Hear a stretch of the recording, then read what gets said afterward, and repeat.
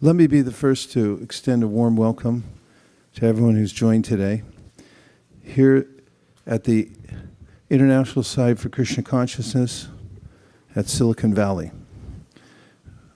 We feel fortunate to have a community established here in the valley. There are lots of corporations. There's an entrepreneurial spirit here, and we share that.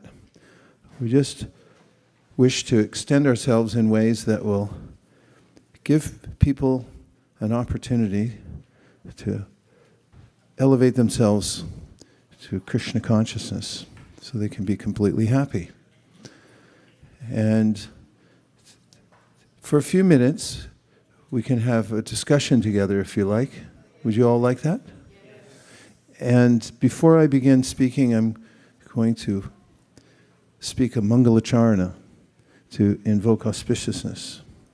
And if you'd like to join with me, please feel free. Matsamo nasti papatma naparadi chakaschana parihare pilajame kimbruve purushottama yavatinam yata yuni yuvam cha yuvatau yata mano biramate tadvan mano me ramatan tvayi bhumauskalita paranam bhumireva valambanam tvayi jata paradanam tameva sharanam prabho Govinda balave radhe prarte tvam aham sada twadiyam iti janatu govindo mam tvaya saha radhe vrindavanadishe karunamrita-vahani kripaya nijapadabja dasyamayam pradiyatam. Thank you. I'm sorry you couldn't join. We'll revisit it later. I think that we're more insistent that you move up than you chant the prayer.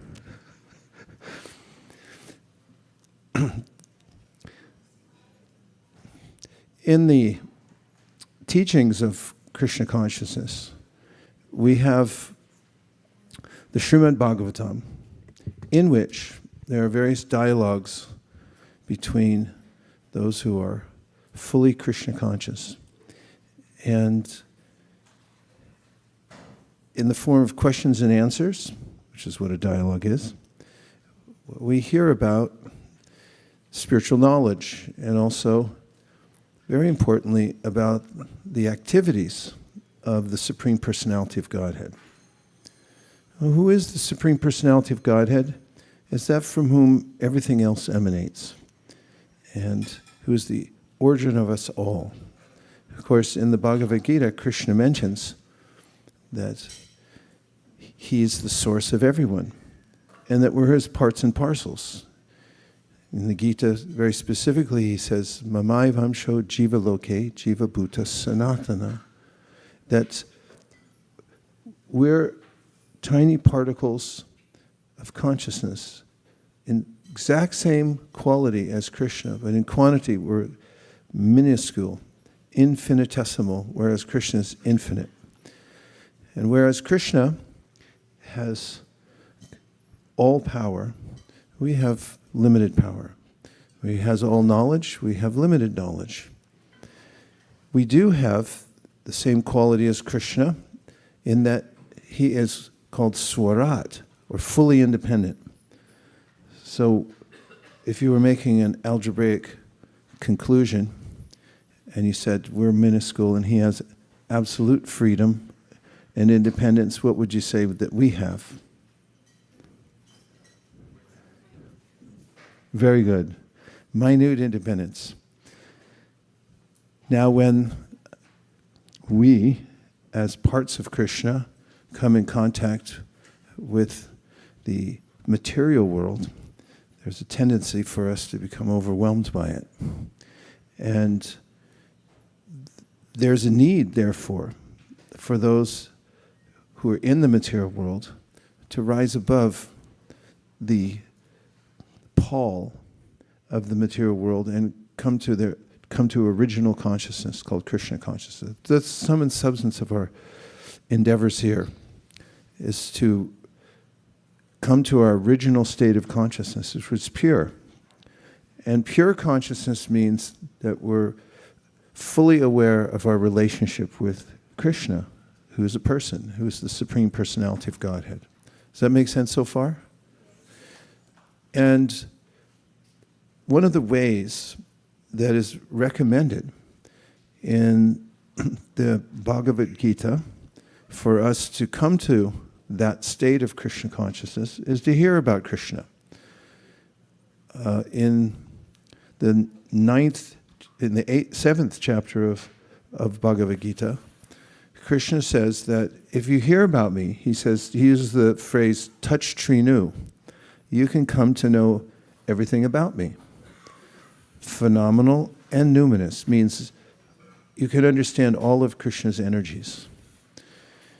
And there's also a continuance of this same idea in the Śrīmad Bhāgavatam, in which Rūpa Gosvāmī, who's in a teacher role amidst many sages, says that when you hear specifically Krishna Katha, that is, topics about Krishna, then those topics themselves have a spiritual power which purify the heart. Or when we say heart, it's synonymous with consciousness. It purifies our consciousness, and we can come to our original consciousness called Krishna consciousness. The exact verse is Srinvatam Swa Kata Krishna Punya Shravana Kirtana. That first line means that when you listen to the topics about Krishna, the Supreme Personality of Godhead, this is a pious activity unto itself. We work in this world to develop assets of various types, correct? And we try also to avoid losing any of those assets. Hence we have insurance of various kinds. But to speak of keeping everything under lock and key. When one hears about Krishna, one develops the most valuable of all assets, which is called bhakti. Bhakti means a natural tendency to think of Krishna and to love Krishna. And in the Śrīmad Bhāgavatam, there's a statement by Śrīmad Gosvāmī, who's the main narrator of the book. There are stories within stories, but Śrīmad, speaking to the king, Parikshit, says, Anarto pasanam sakshat bhakti yoga madhoksaje lokasya ajanato vidmams chakre satvata samhitam. That the Śrīmad Bhāgavatam itself, which I happen to have a copy of right here, it's only one part. In this size, there's 40 volumes.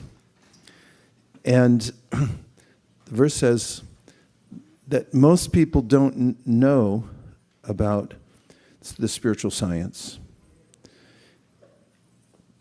But there's a remedy to that, and that is that they can hear about Krishna directly. Anarto pasanam sakshat bhakti yoga madhoksaje lokasya ajanato vidvams. Because people don't know about Krishna, the Śrīmad Bhāgavatam is here to give a direct account of what he's like, to hear about him and his activities, the things he does, things he says, what he looks like, and so forth. And by hearing that, then one gets this asset called bhakti within the heart. It awakens. And one diminishes any of the obstacles that are there to spiritual practice by hearing about Krishna, the person. So this is very helpful because we're persons and we naturally relate to personal activity. It's hard to relate to an impersonal activity. Krishna mentions this in the Bhagavad-gītā, because oftentimes philosophers, at a loss for what the absolute truth might be, say that it's probably nothing, because the material world is somewhat troublesome. And I can hear my godbrother, Sarva-bhūtāni, who used to come up to me after class when I'd make such statements, and he'd say, that was the understatement of this century, that the material world is somewhat troublesome. We can rise above the troublesome nature of the material world by becoming Krishna conscious, but sometimes when people don't have the knowledge of the personality of God, then they come to a conclusion that perhaps God just is nothing, because material world troublesome, therefore just erase it, and then come to nothingness, because at least then there'd be no trouble. And that might, they feel, equal spiritual bliss. But that doesn't work out. You have to do the math to figure it out. Because on a number line, there's negative numbers, and if you come up to negative numbers and you stop at 0, you're missing a lot, right? Because what's above that? Correct. And bhakti is the positive numbers. It means we have a life beyond the troublesome life of the material world. And one of the ways that we enter into that life is by hearing about the very personal activities of Krishna in the spiritual world. Krishna, again, is the Supreme Personality of Godhead. He's the origin of everything and everyone, but he's a person. And not the kind of person where if you see a picture of him, there's just a light. Because I've had that experience before when people have handed me tracts, and then they say, well, here, this is about God. You know what a tract is? It's just a little pamphlet book. Oftentimes, people who are well-meaning, who want to give me some information about God or the spiritual world, have handed me little pamphlets and tracts. And there'll be a throne on the front, and then God is sitting on the throne, but I can't see him. There's only a light. And when I inquired if we could remove the light and I could see what God looks like, they said it wasn't possible. So their heart was in the right place as far as I could tell, because they wanted to know God and worship God and have me do that also. But in our Sri Upanishad, which is one of the books that points us to the personality of God, there's a revealing statement. The Upanishad is a foundational literature for understanding the spiritual science. And in it, there's a prayer from a sincere person who wants to know God. And it says, Hiranmayena patrena satyasya pihitam bukam tattvam pushana pavrenu, which means that I'm looking at the image of God and I see only a light. But then the person is saying, I know you're a person behind the light, so I want to see that form, please. I want to see your face. What might one experience when one sees the face of God? Well, the Śrīmad Bhāgavatam explains that it's unlimitedly beautiful. In poetical language, seeing the face or any of the aspects of the personality of God is like finding the most perfectly formed, beautiful entity in this world. And what the ancient writings talk about is a personality in this world called Cupid. Have you heard of Cupid? Look it up. See where it comes from.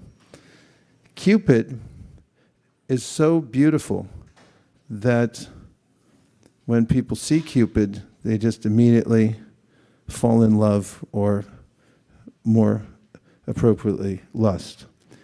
They just can't keep their eyes off that person because he's so beautiful. Where does Cupid come from?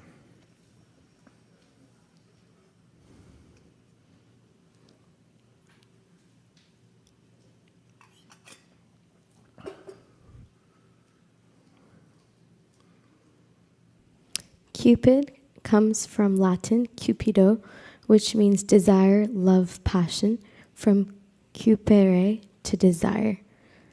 It means eager, to desire, to possess something. Also passionate, desire, lust, ambition. Somebody research and find out when and where Cupid is first mentioned as a personality. There's also a little more. Okay. It says this is perhaps from a Proto-Indo-European root, spelled K-U-P, to tremble, to desire, and cognate with Sanskrit kupyayati, which means bubbles up, becomes agitated. Still not there yet. Ask AI. Just ask when was, at what time, place, and circumstance was. Yes, you got it? Thank you. Well done. The earliest known mention of Cupid under his Greek name Eros as a distinct personality comes from Hesiod's Theogony, written around 700 BC. Eros. Now look up Eros. This concept is here, has been here in human society since the time immemorial. That there's a form, an entity that's so beautiful that when you see that form, then you're smitten immediately. We have Eros? Our research department.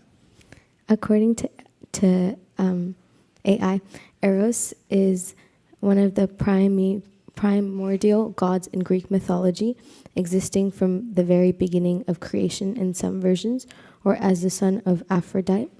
And the circumstance is Eros is the god of passionate love and attraction. Early depictions portray him as powerful, dangerous, and a force that causes gods and mortals to fall in love. Yeah, Eros. Personality. And we have these depictions of the form of God then. If you take Eros or Cupid, this unlimited attractive personality, but then you use your multiplication tables and you say Eros times 1 billion. Did that work? You have Eros, who's, anybody looks at Eros, just one personality, they just fall in love. They lose it. They can't maintain themselves in this world. But then times that times 1 billion. That's the meaning of Krishna. So Krishna is unlimitedly beautiful.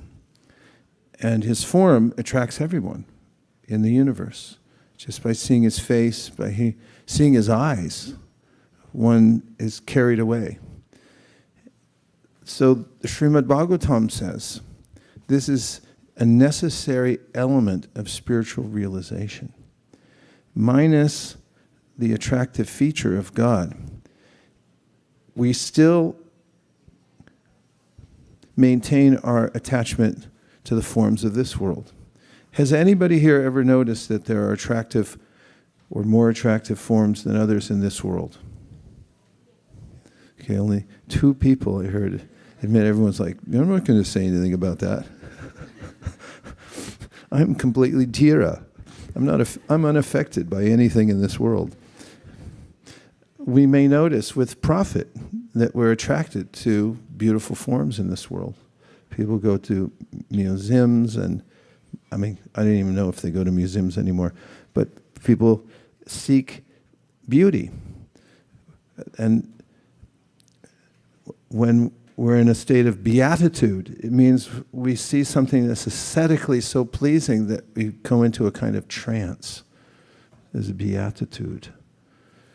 And so this idea of Eros, the unlimitedly attractive personality times 1 billion or 1 trillion, that's the form of Krishna.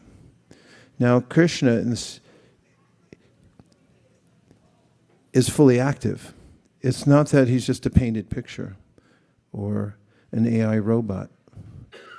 But just as we're persons, he's a person. And so the Śrīmad Bhāgavatam is the description of the activities of Krishna in the spiritual world. There are many. And by hearing these, say the sages at Naimisaranya and Śrīmad Gosvāmī himself and Krishna in the Bhagavad-gītā, listening to them, one becomes attracted. And simultaneously, the lower qualities that we've held onto in our hearts that hold us to the material world or compel us to want to be attracted to the temporary forms of this world, which after all are a reflection of the spiritual world, and therefore we cannot hold on to them. We move from the negative numbers, we go past zero, way past zero, into the positive numbers. And then we have this process of bhakti, which is altogether compelling and fulfilling. And so in the Śrīmad Bhāgavatam, we find stories as an example of Krishna, the Supreme Personality of Godhead, in his hometown in a place called Vrindavan. And Krishna shows different aspects of himself at different periods of his life. For instance, when he first appears in Vrindavan, an event we'll be celebrating in a couple of days called Janmashtami, the time when Krishna apparently appears in this world, because as Krishna says in the Bhagavad-gītā, Janma karma cha me divyam evam yo veti tattvata tekvadeham punarjanam naiti mameti soarjuna, that although I apparently appear in the world like an ordinary person born into the world, it's not an ordinary birth. It is divyam, it's transcendental. And the activities are transcendental as well. And what's more, Krishna says, when you come to understand the nature of his activities, his birth, his pastimes in this world, you know them in truth, and you know categorically that they're different than ours. By that knowledge alone, you're not obligated to stay in the material world. In other words, you attain perfection of life as a human being by understanding those pastimes. Does that resonate so far? This is the context of the Śrīmad Bhāgavatam and why we gathered to hear about it, and why the sages at Naimisaranya came thousands of years ago, and they asked Sutta Goswāmī to speak about Krishna and tell us what his pastimes were, because we want to hear those. And it was the saving grace of Parikshit Maharaj, who was a king and had been cursed to die in 7 days, and then when he had gone to the Ganges River, after having renounced his kingdom, many people came and gave advice about what he should do in the final 7 days. Everyone's got an opinion, right? Even if you have a cold, everyone tells you, take this. No, don't do that. You should ice it. No, you should use heat only. No, heat and ice. But then finally Śrīmad Gosvāmī came with the definitive advice and was recognized by all the great sages present there. He spoke to Parikshit Maharaj over 7 days, specifically about the pastimes of Krishna. So he talked about the ways in which Krishna was born in the world, apparently, and what his activities were like as a little baby. And then as a toddler, when he was able to stand up, he had a brother named Balaram, elder brother, and they would play together in Vrindavan, which is a village, apparently. Of course, keeping tabs with the overall scheme of the material and spiritual worlds. The whole material world is not comparable to even one planet in the spiritual world. And if you take all the planets in the spiritual world, they can't equal the size of the supreme planet in the spiritual world called Gogoloka Vrindavan. And they're always expanding. Nonetheless, Krishna appears to be in a village setting. And there in the village, he shows his pastimes as a little baby, and as a toddler, as a baby. He shows his superhuman powers. For instance, And I'll just add to the intrigue of the story, the time when Krishna is born, there's a king who had usurped the kingdom of his father, Ugrasena, imprisoned all his relatives. He was a despot, and at all costs he wanted power. And at all costs he wanted to live and not be killed. And there was a prophecy that he'd be killed by God, who would appear as the 8th offspring of his sister. Thumbnail. So Krishna appeared, and he was playing as a little child. And anybody here ever see a cute baby?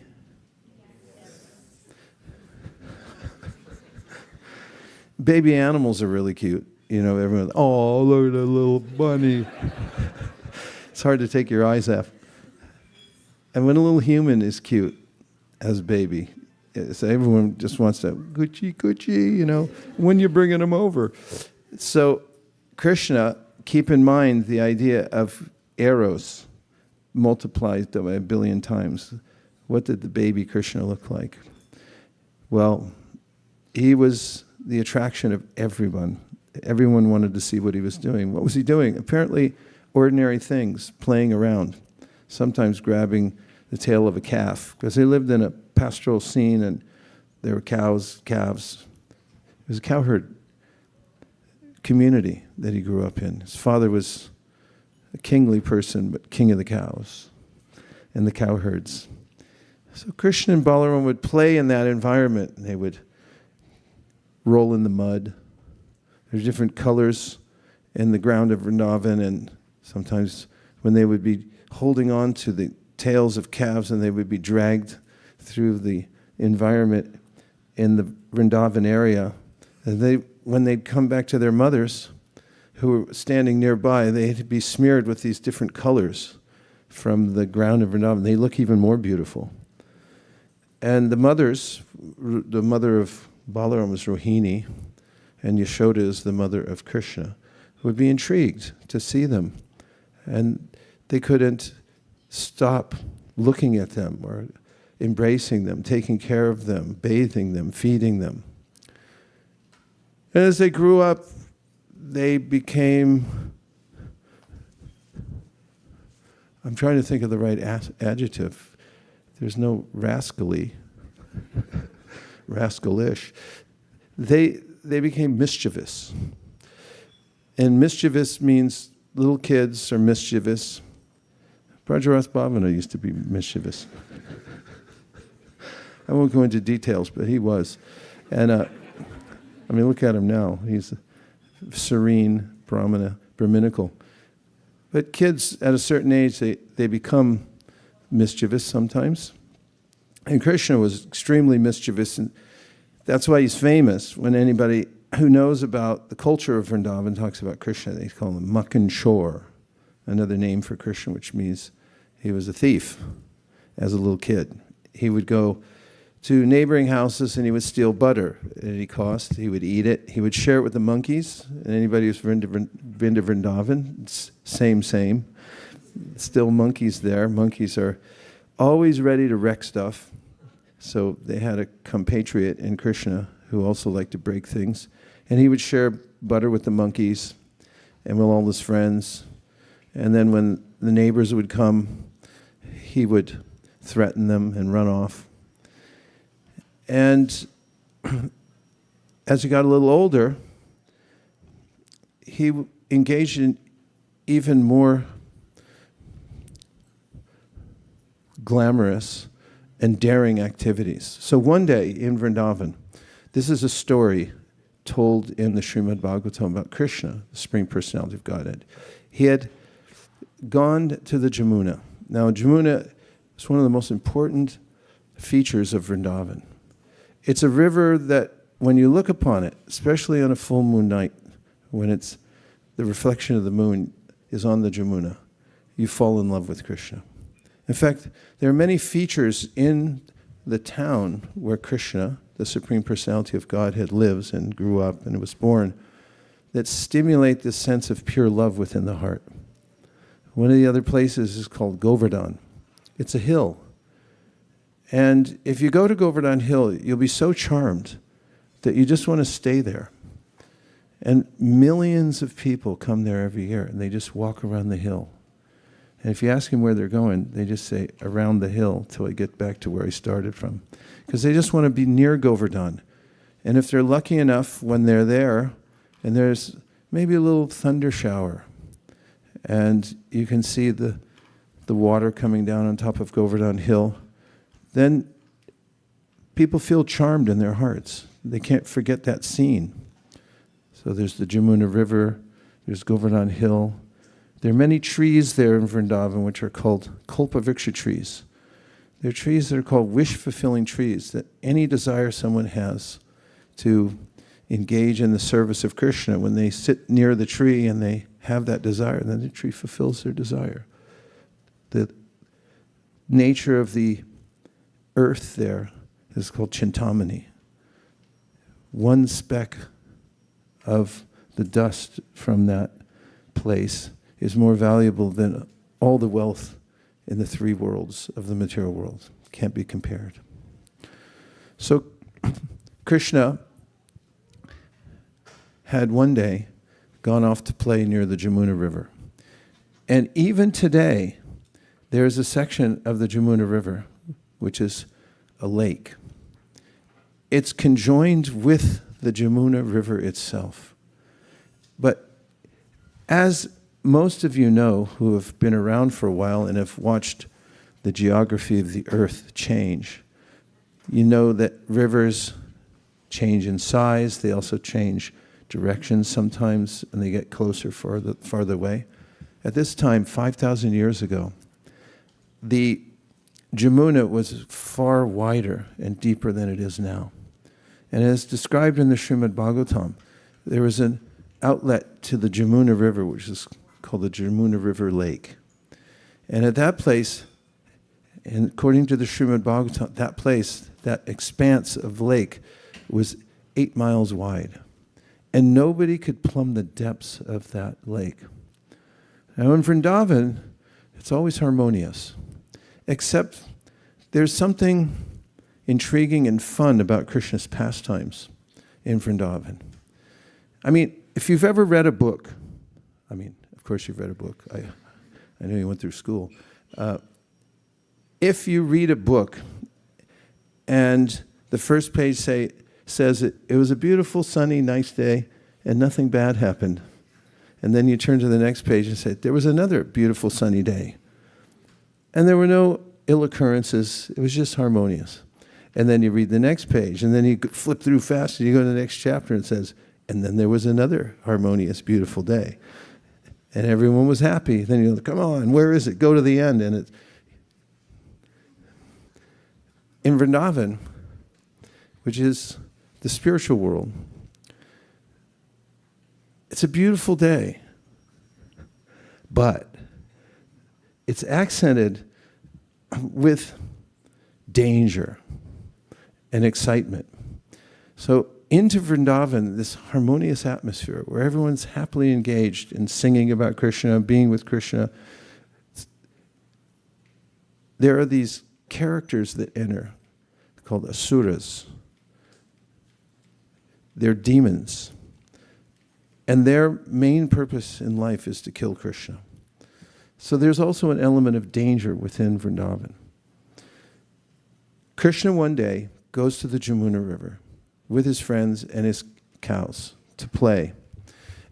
And that particular day came to his attention that there was a snake, not an ordinary snake, but a snake named Kaliya, who had hundreds, actually thousands, he had 100 main hoods, serpent, and he was gigantic. And he had taken over that lake, and he didn't want anybody else that was civilized to come there. He had a lot of snake friends. He was an extremely poisonous serpent who lived there, and he contaminated the whole area. So much so that if birds flew over, they would die. Or the grass nearby, just by the fumes that came from that Jamuna lake, it would wither and die. And if any cows went there and drank the water, they would die. So Krishna went to that lake, And he saw that the Kaliya serpent, a fearsome demon, was living there. And he climbed up on a kadamba tree near the lake, went out on the far branch, he tightened his belt, and slapped his arms like a wrestler. And then he jumped in. Ostensibly, it was a cannonball dive, if you know what that is. Any of you dive? Only 3 people know how to dive. Cannonball is something that kids used to do in the public swimming pool. They roll up in a ball and they try to make a maximum splash so that everybody on the side that was trying to dry off gets wet again. And of course, Krishna is not an ordinary person. He's heavier than millions of mountains when he wants to be. So when he jumped off that branch of the kadamba tree, landed in the water, it was like a tidal wave went through that lake. And then he began splashing around with his hands and his arms. And it was making a melodious sound. And the last thing a poisonous demon like Kalia wants to hear is music. He became extremely agitated. Like if you've ever had a neighbor who's always grouchy, and if they hear you playing some nice music, they'll complain and say, "Oh, what are you doing that for?" Kaliya came awake, and he came to attack Krishna there in that lake, grabbed him, bit him on the chest, and then held him in his coils.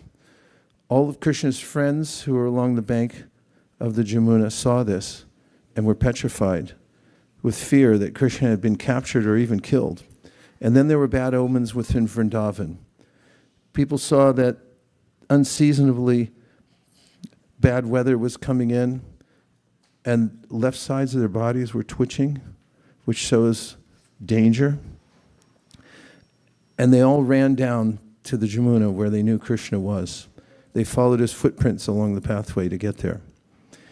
And Krishna, noticing that everyone had gathered along the Jamuna and was in complete anxiety, relished seeing the sight. And then people might ask, well, why did he torture his friends and families like that? It was because in Vrindavan, everyone's a pure devotee. They have no material desires or material emotions. But in his pastimes, Krishna tries to evoke the love of his devotees. So when he's in a fearful situation, but when he's in a dangerous situation, and his friends, relatives, family members, even the cows, become afraid, their love comes out manyfold. Finally, Krishna, whose body can expand unlimitedly, expanded himself so that he was released from the coils of Kaliya. And then he began to dance. And this is one of the first times that on a public stage, everyone in Vrindavan got to see Krishna dance. Have you ever seen Bharatanatyam? Last night we saw some, I don't know if that was technically Bharatanatyam, I think it was. It was a really good dancer. Her name was Gaurangi, I think. Do you know her? Nobody else was there? You went? Who was that? Huh? Gaurangi. She did a Bharatanatyam dance, and that's why I thought of Kaliya today. Because Krishna got up on the hoods of Kaliya and he began dancing. So Gaurangi last night, when she was dancing, she was slapping her feet on the floor really hard. It's like slap, slap, boom, boom, very gracefully. It was amazing. You were there, Brajaras Baba. So Krishna did that, and he was dancing on a moving platform, showing the greatest dexterity dancing. And he had a lot of secret admirers there, especially the young girls. And it was the first time he was showing off. As they were watching, he goes, he dances? Friedrich Nietzsche, the philosopher, once said, I would never believe in a God who cannot dance. And in the descriptions of the spiritual world, it says in the Śrīmad Bhāgavatam, in the Sri Brahma Samhita, that's every step is a dance. And last night Gaurangi was dancing to a raga and a meter, and it was very intricate. So all the music and the aesthetics come from the spiritual world. And they all emanate from Krishna's pastimes.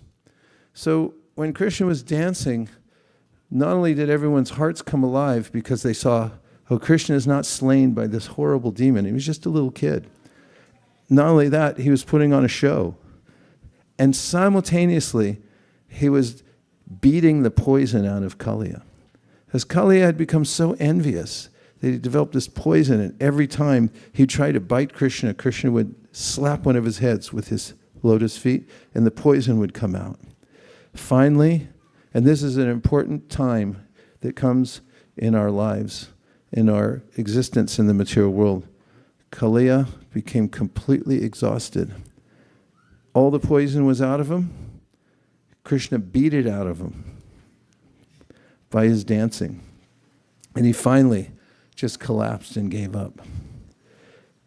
He had wives, many wives, did Kaliya, who then came forward and asked for mercy for their husband. The prayers there in the Śrīmad Bhāgavatam by his wives are something you can study over and over and over again because they give the perfect example of how to pray to Krishna. And Kaliya finally came to his senses after all the poison was stamped out of him. So when we hear these pastimes of Krishna, we can be at once charmed, and at the same time we can take the lessons that come simultaneously. They're didactic, but in and of themselves, punya shravana kirtana, they instill this spiritual attraction that is real. It's like when you're very hungry and you eat food and you actually feel satisfied. This is one of the points made in the Śrīmad Bhāgavatam in the philosophical section. It says, Bhakti parishanu bhava viraktir anyatra traisha trika eka kala prapadyan manasya yathashyata shush tushti pushti shud apaniyonugasam, which compares our life in this world to be a kind of spiritual starvation. We're all hungry for something, for that beauty and the charm of the spiritual world. That what we really want is not so theoretical or philosophic. We want to love, and we want to be loved, and we want to be enraptured with beauty. That's what we really need. And so the verse says that when you give yourself completely to hearing about Krishna, you feel the same satisfaction as a hungry person does from eating. Nourishment, satisfaction, your hunger goes away. Our hunger doesn't go away in this world by going to the mall, because inevitably you get the wrong color, or it's the wrong size when you get it home, or wears out on the first wash. Whatever it may be, nothing ever works out in this world. But hearing about Krishna, it evokes from the heart what I described before as bhakti, natural attraction to Krishna. And it gives you a direct perception of who God is, just by hearing it. And thirdly, it makes you think that the rest of the world is, not so interested anymore. I have something better to do, somewhere better to sit, some topic that's more intriguing for me, and that's real renunciation, what yogis try to get after millions of years of meditation. It can be attained by hearing Krishna Katha. So the Śrīmad Bhāgavatam is that book that gives through metaphor and through stories all the philosophical truths that are important to fortify the human intelligence in this world. What's more, it gives what is called the Leela of Krishna. And when we hear the Leela, we don't have to interpret it. Although the great teachers from the past give us some insight into the lessons we can take away. If we just hear it, says the Śrīmad Bhāgavatam, all our desires will be fulfilled and we'll be naturally attracted to the spiritual world. So the International Society for Krishna Consciousness has both aspects. It's highly philosophical, but it's ascetic. There's beauty in all the activities of Krishna consciousness, And there's a special beauty in hearing about the pastimes of Krishna in the Śrīmad Bhāgavatam. In fact, this next month is the culmination of a worldwide campaign to share this book, the Śrīmad Bhāgavatam, with people on every continent of the world, including Antarctica. This morning we had a meeting with people engaged in this campaign from America, India, Europe. And last night we had a meeting with leaders from the other side of the world, from Australia, New Zealand, Japan, etc., etc. And all of them have experienced the beauty of Śrīmad Bhāgavatam and realized that the panacea for human beings is not just feeding them or getting more hospitals opened, because disease will continue, death will continue. Death rate's the same as it now as it ever was. You know what the rate is nowadays? It's 100%. It's always been that way. But, final point, Śrīmad Bhāgavatam mentions Nivrittatar Rūpa Gosvāmī Bhavaushara Chotra Manobhirama Ka Uttama Shloka Gunanavada Puman Virajeta Vina Pushugnat. Says this is medicine. Medicine that cures the disease that causes us to die. That's the symptom of our disease. You have to die and take rebirth in the material world. That's curable. That's good news, right? And the cure is Krishna Katha. It's like a drink. Doesn't it sound like a drink? Krishna Katha. You take the drink of this nectar and you can drink it with your ears. And in fact, it's said in the Śrīmad Bhāgavatam at its outset, Pibata Bhagavatam rasam alayam, that it's a drink. Pibata means drink. You can drink this. Pour it in your ear by hearing it. And when you drink it, it gives you a kind of intoxication.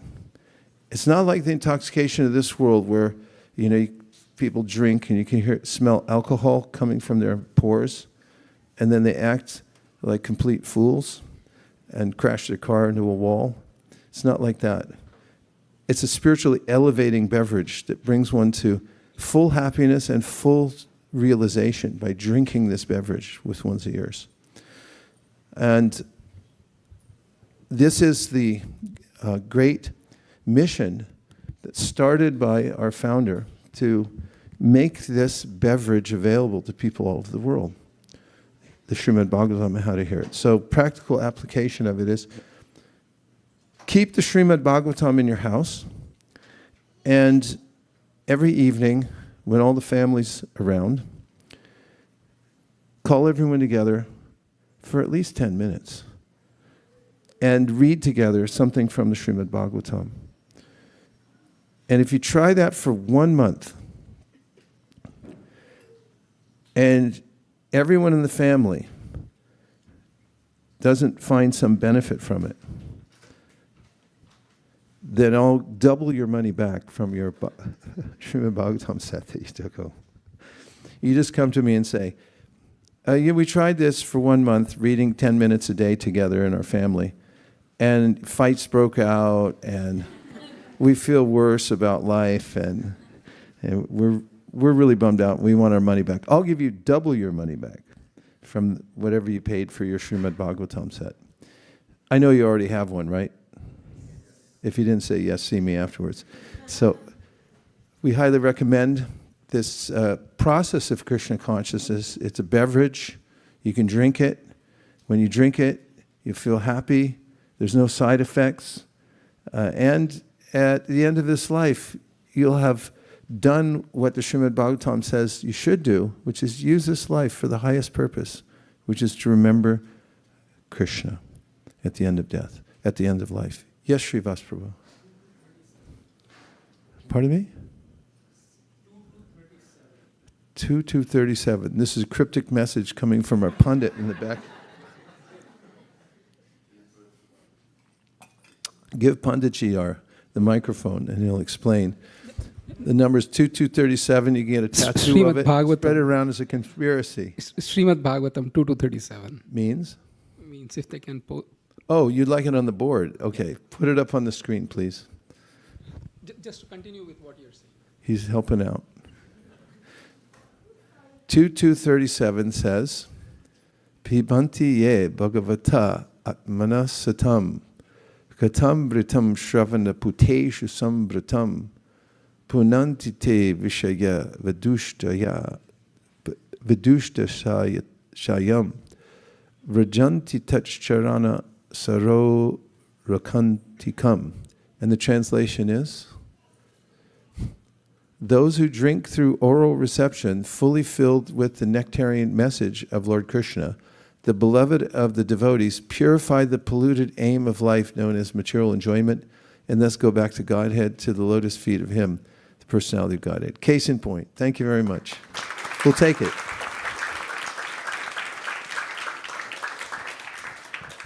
Any questions? Fine, let's chant. This is, yes? A question, a point, a comment.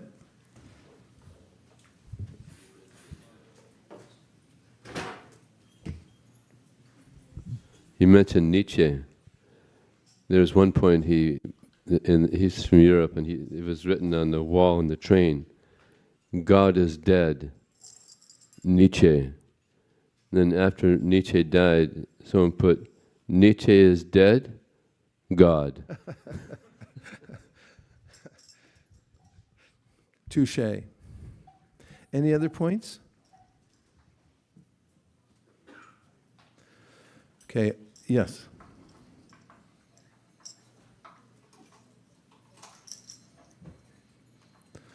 Please move forward. We are vegetarian.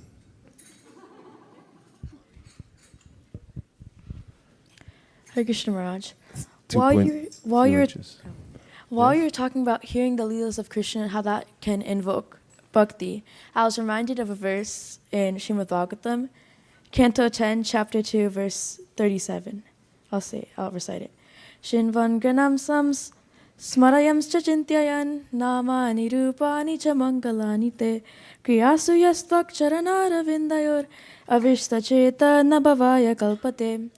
I was reminded of this verse because it explains about how if devotees' minds are completely absorbed in Krishna's lotus feet and they are hearing the pastimes of Krishna, one can truly understand the Supreme Personality of Godhead and they can transcend to the transcendental platform.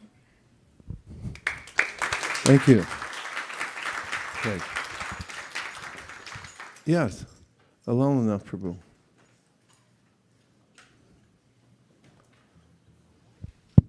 Hare Krishna Guru Maharaj, please accept my humble obeisances.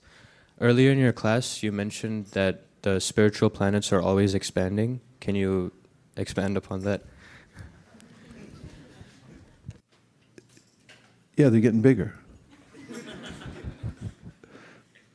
It's counterintuitive to what we expect in the material world, where there's entropy and everything's collapsing on itself, contracting. Sometimes it expands, sometimes it contracts in the material world, but the spiritual world is expansive, and it's always getting bigger.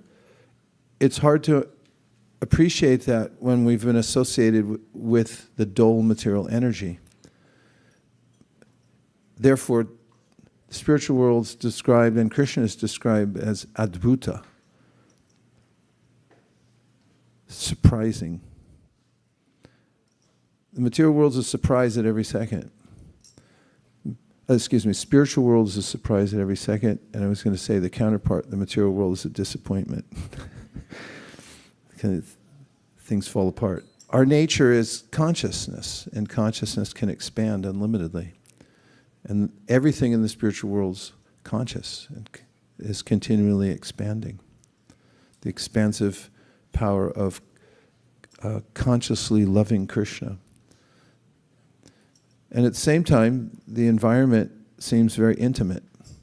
When you have love, true love, then everything seems expansive. If you live in a tent and you love the person you're with, there seems to be enough room. If you live in a big house and you don't like the people you're living with, it seems a lot smaller.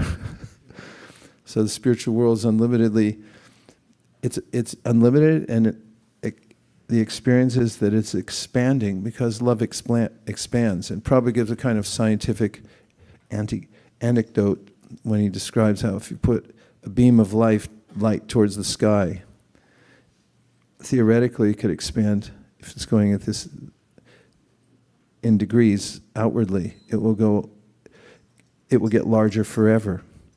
So that's an ontological fact in the spiritual world. It's ever increasingly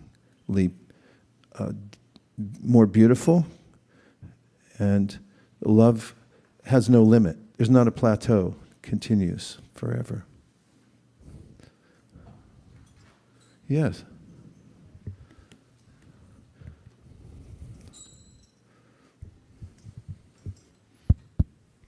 I just wanted to say I appreciated how you could connect. Yesterday you saw a dance and you connected it to Kaliya's pastime, so that was very impressive. That how you never forget Krishna and can connect everything with Krishna. You also mentioned how in every pastime of Krishna there is a lesson for all of us. So what practical lessons can we draw from the pastimes of Kāliya? If Krishna smacks you around a little bit, you should be happy. Because oftentimes we take it in this world that everything should go perfectly in my life, and when it doesn't, we feel great disappointment. But devotees align themselves in such a way that when things do seem to be a little rough, they take it as, oh, it's a slap of Krishna's lotus foot on my head, knocking out some of the poison. That's embodied forever in the verse 5 Lord Brahma. Tate nukampam susamikshamano bunjana evatma kritam vipakam hridvagvapurvi viradam namaste shivetayo mukti pade sadaya. Lord Brahma, who is smacked around a little bit, especially in the ways that Krishna showed, Brahma's the most powerful in this universe. First created being, very intelligent, powerful. But when he came up against Krishna's power, which Krishna displayed in a very humorous way, he was so overwhelmed by it that he surrendered his great intelligence, said, don't try through this. What's more, he said, if you live to receive the lessons of Krishna, even when it comes as a slap, he said, then you're qualified to go to the spiritual world. When you're able to take the punishment of the master as a reward and be able to take the lesson from it, then you're qualified to go to the spiritual world. He says, Sadaya Bhak, you inherit the spiritual world when you take everything as Krishna's mercy. Literally, he says that. So in that pastime, we see many lessons. One is that you should have a good wife, because the wives, the Nagapatnis, they're the best. If anybody reads those prayers of the Nagapatnis at the end of this chapter, which is number 17, it's 10:17 for anybody's keeping score at home. Or if you don't have a set of Bhagavatam, see me afterwards. We'll take care of you. And there, when you read the prayers of the Nagapatnis, they want to protect their husband, but they say, no, we understand he's a rascal. And we're glad you knocked the poison out of him. And then when they saw his countenance change, when they were watching their husband get beat up by the lotus feet of Krishna in a very graceful, the most graceful possible way. But still, there was a little bit of, for Kaliya, there was a sense of violence because he thought he was going to destroy Krishna, and then Krishna nonchalantly, artfully beat the stuffing out of him. And the Nagapatnis, those are the wives of Kaliya, they saw his countenance, and because they're so perceptive, they knew him well, but they're also devotees. That's the main thing. They worshiped Krishna, whereas their husband didn't. That can happen, right? And yeah. So when they saw his countenance become humble, they said, oh, now you should give him mercy. They said, we understand why he needed to be beat up, but now we can see that he's surrendering to you. He's given up his pride. So that's important. The first lesson Krishna gives in the Bhagavad-gītā, 13th chapter, verse number 8, he says, amanitvam. He said, if you want to make advancement in spiritual life, give up your pride. And in the Bhagavad-gītā, 15th chapter, he says, nirmana moha jita sanga dosha adhyatma nitya vinivritta kama dvandva-mohena sukha dukkha samjaya gacchantya mura padamavyayam tat. First thing he says, that if you want to make advancement spiritually, nirman. You know what that means? You know how people in this world say, you're the man? You don't know that? Or they say, I'm the man? Do you know that or not? Yes. Don't be so coy. He says, don't be the man. Nirman. Nirman means don't be the man. Near man. Unless you're our man. And so that's the first step in spiritual life, to be self-effacing, or facing the false self and say, I'm not anything in this world. It's just a dream that I'm something. My main designation is I'm a servant of Krishna. And that's what comes out of this, is that Krishna is so kind. He gracefully helps us to divest ourselves of the false ego that I'm something great. What to speak of the poison that we get. Krishna says in the Bhagavad-gītā, Icchā-dveṣa-samutthena dvandva-mohena bhārata, sarva-bhūtāni saṁmohaṁ, sarge, yānti, parantapa. Everyone gets born into this world with an attitude. Lose your attitude, he says. You give it up. Don't be such a fool. Just take shelter of Krishna. And we see that right before our eyes in the pastime of Kaliya, and how nice Krishna was to Kaliya also. In fact, it's noted by Rūpa Gosvāmī in the Bhakti-rasāmṛta-sindhu, after he chastised Kaliya, his words were so sweet to Kaliya after he beat him up. Kaliya's heart was really touched. Krishna was so nice to him. So we can know from this pastime, we can learn that we're getting beat up for a reason in this world. It's so that we can open our hearts and actually live the real life we want to live, which is to be lovers of Krishna. And we can't do that when we're holding all this poison. And don't put any more in either. There's so much poison you can drink in your ears or watch and take in through your eyes. Why drink poison? Drink Śrīmad Bhāgavatam. Hi, I'm Vaisesika Dasa. I drink Śrīmad Bhāgavatam. We recommend it. They paid me. They paid me to do that. There was one other question. What, 1, 2?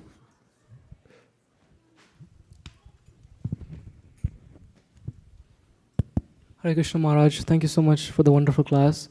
I've heard the explanation that the bottom of Krishna's lotus feet, his soles, that they're red, is because of his dancing on Kaliya's Well, they did head. become red when he danced, because Kaliya had red jewels and his feet look, but they're naturally reddish anyway. You can read that in the Bhakti-rasāmṛta-sindhu. But you bring up a good point. God has beautiful features. Now, that's taboo to say in most Judeo-Christian environments, because you can't say anything about the form of God. That is untenable as far as the sages of Naimisharanya and of the teachers of the Bhagavatam go, because it's extremely necessary. I think necessary is enough. I'll just say it's necessary to know the features of God, the peculiarities of God. And so you very astutely brought up his feet, and that comes out in this pastime.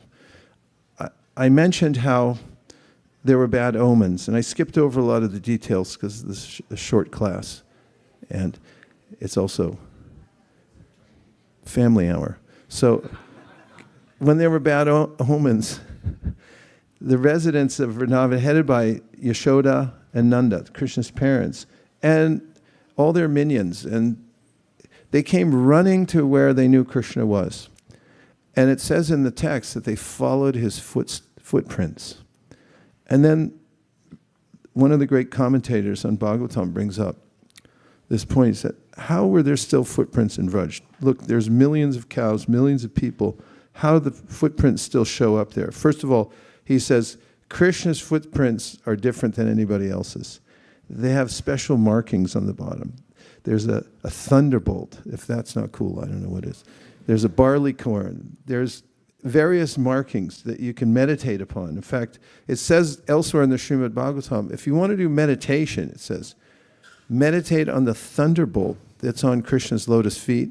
And he said, when yogis do this, it smashes mountains of sin that have built up in the heart over millennia of being in the material world by meditating on Krishna's thunderbolt on his lotus feet. And so why were they still visible? Well, this gives insight into the commentary of our great acharyas, particularly Vishwanath Chakravarti Thakur says, because everyone in Vrindavan loves Krishna so much, even as thousands, tens of thousands, millions of them, that includes cows, cowherd boys, the gopas, the gopis, as they're walking around Vrindavan, they never step on Krishna's footprints. Somehow they artfully go around them, so they're always visible. So that's how they followed the footprints from Nanda's house all the way down, and they found where Krishna was at the Jamuna. Vijay Prabhu. Mataji asked about what more we could learn about this pastime with Kaliya. Prabhupada said that when Krishna was dancing on the hoods of Kaliya, the poison was coming out.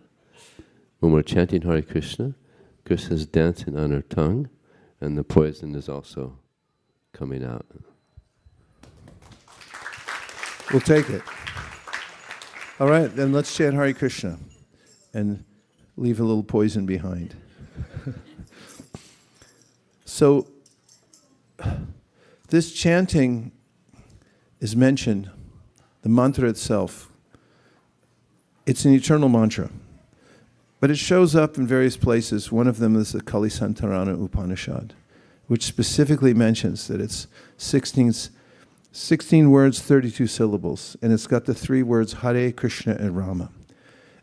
And the great acharyas have passed this mantra down as the primary means through which one can meditate on Krishna, by repeating the mantra and listening to it. So this is a purely spiritual activity.